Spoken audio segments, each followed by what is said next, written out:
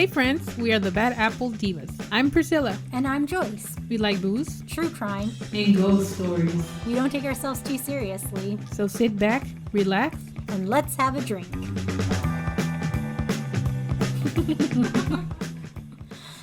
Hey everybody, welcome to episode 2. What are we drinking today and what are we hearing today? Well, today we are drinking vodka, and actually I had a big bottle of Grey Goose that has been sitting on my shelf for a long time, and I'm like, Joyce, why don't we drink it today? That's great. I'm a human garbage disposal, apparently. No, I mean, you know what? It's Grey Goose. It's not like, you know, I got... Should we take a little shot right now? Yeah, we could. All right, well, bottoms up, baby. Okay, cheers. Brisk. it's okay. I don't like this. No, it's better with like a little juice. I give you White Claw, you give me Gray. Well, next time, what do you want to drink? Wine? We'll see. I can make sangria or something like that. Ooh. Oh. We'll see, because then we have to finish the whole thing. I can't think that far ahead. But anyway, so what's the tale for the day? What true crime are we diving into? Well, today we're going to tell the story of the La Tamalera. That's going to be our first true crime. And have you heard of this one? I have not, but isn't tamales kind of a important thing or like a common thing to eat during the holidays? Yeah, especially in Mexico. I mean, I don't know if it's only Mexico, but I mean, I'm from there. So tamales is like, you know, you always have that during the holiday time, you know. And I hope that everybody's having tamales during this week, because if not, you're missing out. I want a tamale. Yeah, do you know what tamale? I mean, what's your favorite type of tamale, I guess? I like shredded beef. I like it spicy. Just give me all the beefs and corns and maize. Do you like the sweet ones? Because I've heard... Oh, hell no. I heard like different, like, you know, opinions about this. Some people don't like the sweet ones at all. Hot take, I do not like the sweet ones. The ones with no raisin even? No, the raisins are the worst part. There shouldn't be raisins in anything. Yeah, actually, I don't like the raisin ones. But I mean, I don't mind the sweet ones once in a while. I mean, no. Okay, no tamales. You know, if your mom makes me a sweet one, I will eat it and I will smile and I'll be like, thank you, mama. But inside, I might be like, man, mama, no. Well, I'll get some and then tell you my mom got them for you just so you eat them. Oh, wait, is your mom going to listen to this podcast? Hi, mama. Well, my mom doesn't really speak English, but I mean, we'll see. Hola, mommy. Wait, mommy's for a girlfriend, right? No, it works. No, now I feel awkward. No, it's like making the word, you know, kind of sweet. Like when you make something hola, small. Mommy. Yeah, there you go, mom. Hola. Wait, no, I'm not calling your dad Papi, though. No, that's just weird.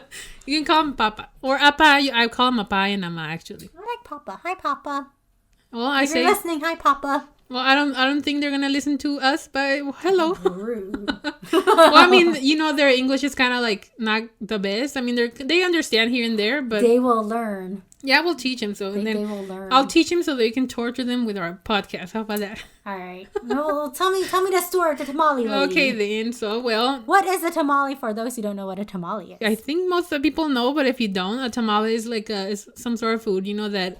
It's kind of like a hot pocket, right? Yeah, it's kind of like a hot pocket, but it's made of corn masa, you know, and corn dough, I guess is the word. And then it's like flavored with chili and spices, you know, and inside is filled with like red beef. Most of the times red beef, but like you said, there's pork and, you know, rajas and crema, which is like chili with cheese and whatnot, you know. I like it. And yeah, they're rolled in like in a corn husk, and then they're just like steamed, you know. Sounds good. Sounds like a delicious hot pocket. Yeah, it's really good. I mean, you guys should definitely have one if you haven't, you know. Am I going to have one? Actually, yeah, I have a bunch of tamales for you to try today. Is this the same one in the story? Well, that lady's long gone, so I don't think so. Well, that's rude. I want the same one. Wait, do I want the same one? Well, you tell me at the end if you want the same ones. All right, well, tell me more, baby. Okay, so while I was doing the research today, I found a lot of versions, a lot of different dates, and, you know, motives and the way things happen. But I'm gonna tell you guys the one that, you know, the most popular one is the one that I know. You know, let's see if you're hungry after this. You've been talking really fast. Slow down. I know. I'll try to do my creepy voice and slow down. Well, her name was Maria Trinidad Ramirez Poblano. She lived a very humble life, selling tamales and atole in the neighborhood of Portales, Mexico City. She did this to support her children. She was a single mother of 5. Guillermo, who was 6, Reina, who was 10, and Mario, who was 11. She had 2 older sons, but they didn't live with her from previous relationships. Yeah, relationships. So one day she took one of her kids to a barbershop that was near the street where she sold the tamales. Let's say her route. And that's where she met Pablo Ramirez. They shortly became friends. They started talking. Wait. Did she slide into his DMs? Well, I mean, I don't know what he slid into. There was no DMs back then. What are you trying to say? Did he slide into the tamale? Yeah, he slid into her tamales. Ew! Continue.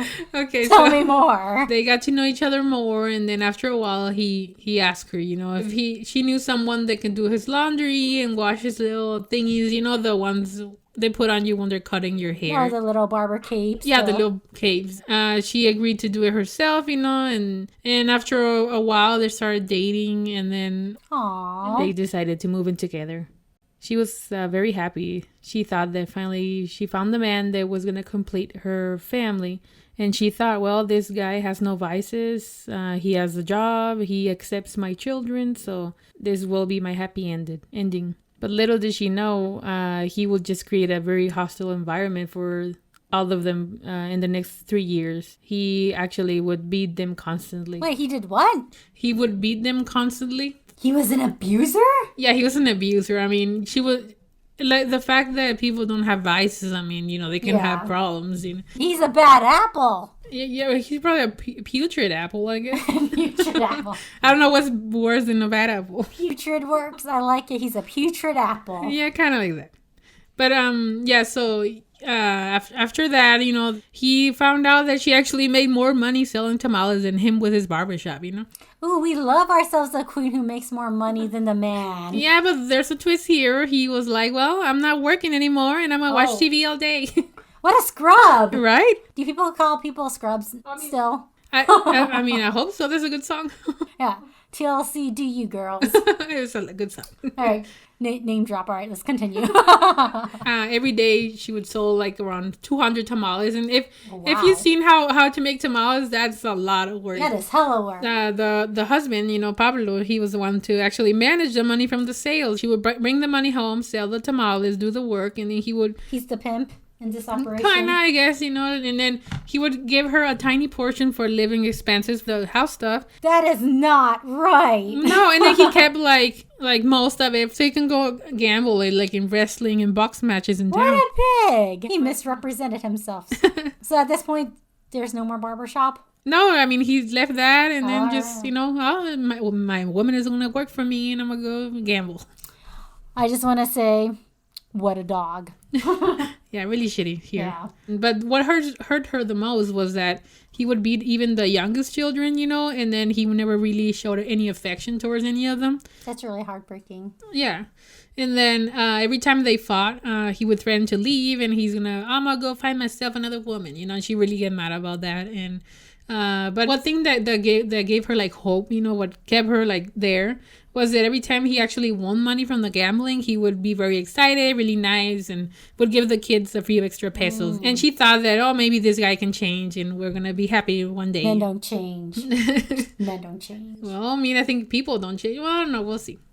Let's not be negative here. This is a true crime. Well, that's true. I'm just not holding my breath right now. That's true. And then, but on the night of July 17, 1971... Oh, this was in the 70s. Oh, yeah, I forgot to mention this was in the 70s. Wow, that's recent. Recent-ish. Yeah, all right. Can you believe the 70s was like 50 years ago? Half a century ago? Do you feel old now? No, because I wasn't born yet. Okay. Well, me neither. I'm just saying. No, but yeah, like on the night of July 17, 1971, Pablo came home and they started fighting about money because they wouldn't be able to pay the bills that month. Then the kids were like playing, being kids, doing noises in the background, jumping around the bed. But it made him more angry. He was already angry from the argument, and then the kids making noise. And he beat them so badly that he left like those wounds that are going to scar, cut open ones, And then he sent them to bed without having dinner, to top it off. He's so mean. I don't like him. Get him out of the house.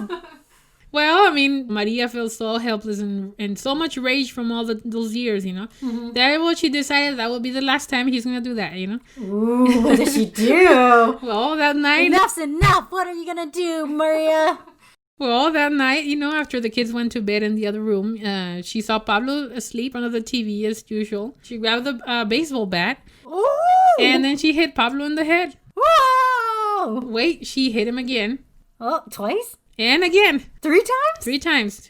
She was like, well, there's no going back now, But she was scared that he would wake up. He used to box in his young years, So she was like, if he wakes up, he's going to, do worse to us. Yeah, he's going to tear your ass apart. Yeah, so she thought that there's no going back. The thing to do is get rid of the body. And she remembered she had like empty sacks from the corn husk that she used to for her tamales. And then she tried putting him in there, but it didn't. He wouldn't fit. Okay. She had an axe that she borrowed from a neighbor.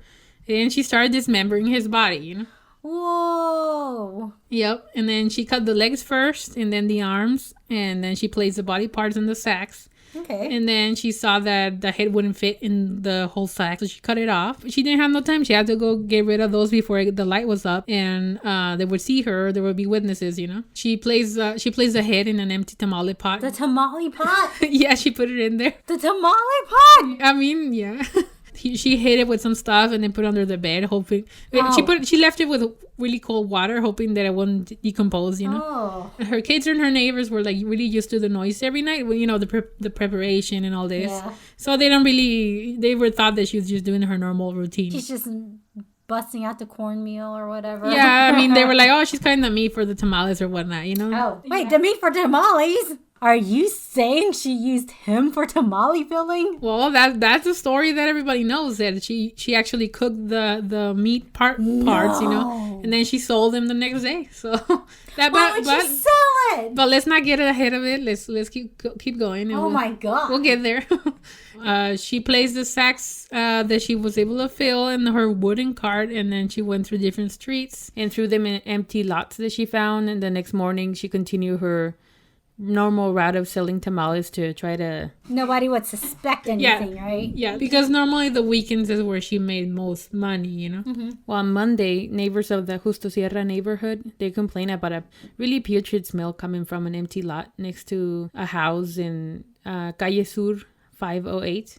And the owner, thinking that it was the chickens because there was a farm nearby and they would throw their debris or their garbage there sometimes. The owner thought that, probably it's the farm guys throwing more chickens. And she sent her maid, Paula, to remove the sack so the neighbors stopped complaining. Mm-hmm. And to her surprise, she actually found the remains of Pablo in there instead of chickens. So she immediately called the police and informed them of the incident. When the police came, they noticed that the body had been dismembered, so they searched in nearby areas for the rest of the remains. But they could never really find the head. So they used what they could. They had still the fingerprints, so they ran those through the database, and luckily they had a match. It was former barber Pablo Ramirez. He had a criminal record before, so that's how he was in the database already. And this made their search even more easy. You need to restart that for sure.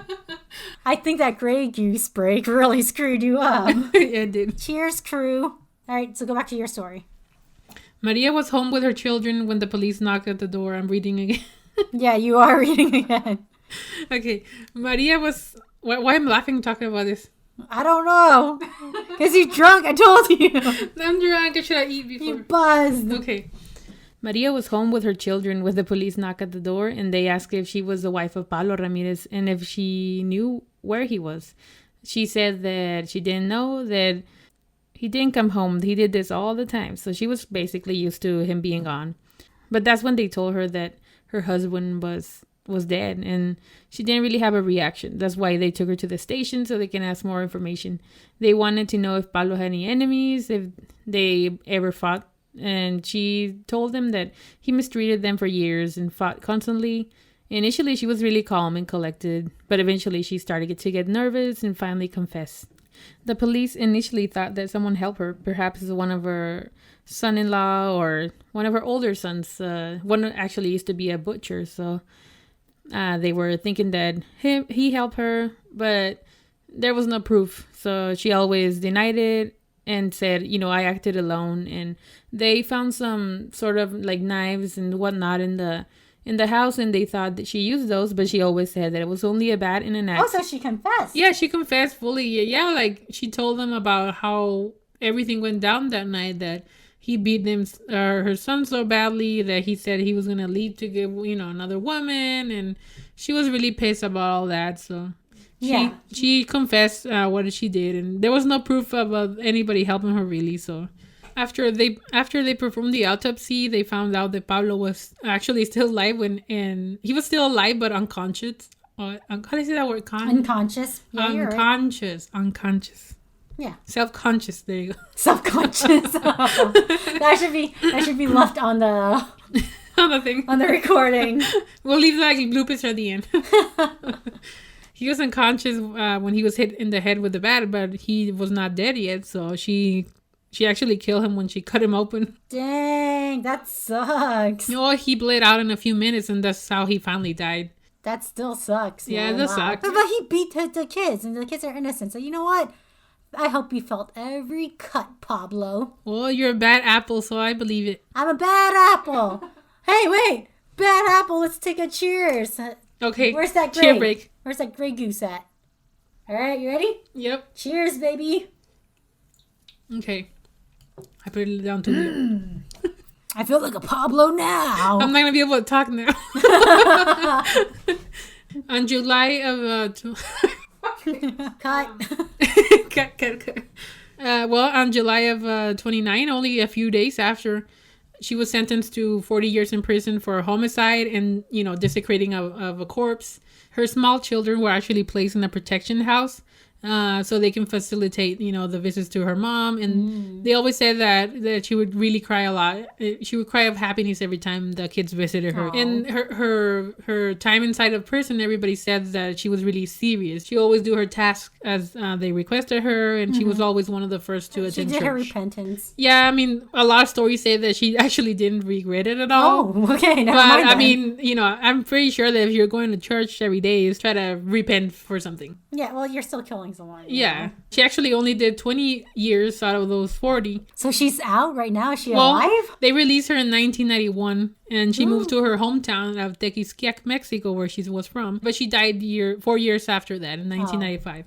Well, when this happened, people started to make jokes right away, and the versions of the story were all distorted, and that's how the urban legend became that she actually cooked parts of her husband's body into the tamales. That's the story that a lot of people know, although there are some people that claim that they got some fingers in the tamales, and there's no 100% evidence of this happening. Yeah, it's not like you're getting a human bone in your tamale or anything. Yeah, so I mean, there's really no evidence, but this is what started that urban legend, let's say. She must be a spice queen for people to not be able to tell that, like you would imagine that someone would be like, hey, this beef kind of tastes kind of funny. Well, I mean, what kind of meat is this, Yeah, we don't know. You know what? I feel like there's like some kind of like cultural thing where like killers kind of like, there's always a story, about like a killer killing a human and feeding it to someone, because like I know of legends like back in the like 1980s that my parents told me that in the 1980s in China, there was this one guy who like had a gambling problem and he owned a restaurant and he owed someone else money. We'll say like guy A owed guy B money. Was he like a gangster guy or? I guess, I don't know if guy B was a gangster, but he owed him money. Yeah. Guy A owed him money. He was like, if I can't pay you back within a year, you can take my restaurant. And lo and behold, a year comes by and he has no money. So guy B was like, yo, I'm taking your restaurant. And guy A was like, oh, no, you're not. And so guy B kills him. And so the restaurant was known for having like Chinese baos, the little bread things with the meat inside, kind of like a tamale with more bread. But basically, legend has it that he basically fed a bunch of people human baos, basically, from the owner and stuff. So, you know what? I feel like, yeah, we're sickos. And we'll probably do that. There's a lot of people eating humans out there. And I'm pretty sure there's a lot of people eating them willingly. That's the freaky part. Oh, yeah. I mean, cannibals and crazy people out there. Well, my question to you is, though, first, Do you really think that she actually fed Oh. people tamales, or you think that that's just what everybody made it an urban legend? You know, the thing about this story is that if she did feed the customers the Pablo head, what a brilliant girl. Good for you for disposing the body the best way, you know? Like there's no trace. No waste. Yeah, well, no waste, no trace. People are getting fed. She's still getting money for her family and children. So you know what? If she did it, good for her. If she didn't, what a story, what a legend, you know? Yeah.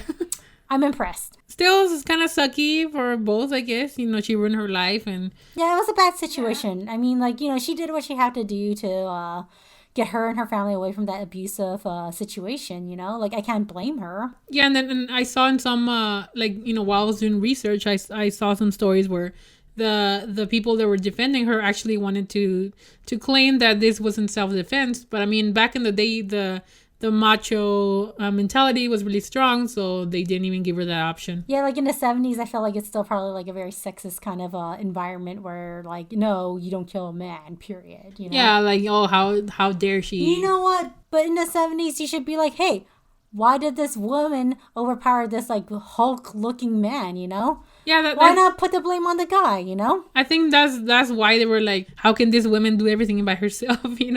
Somebody had to help her cut him. The butcher nephew or yeah, whatever, like, right? oh, another man had to help her.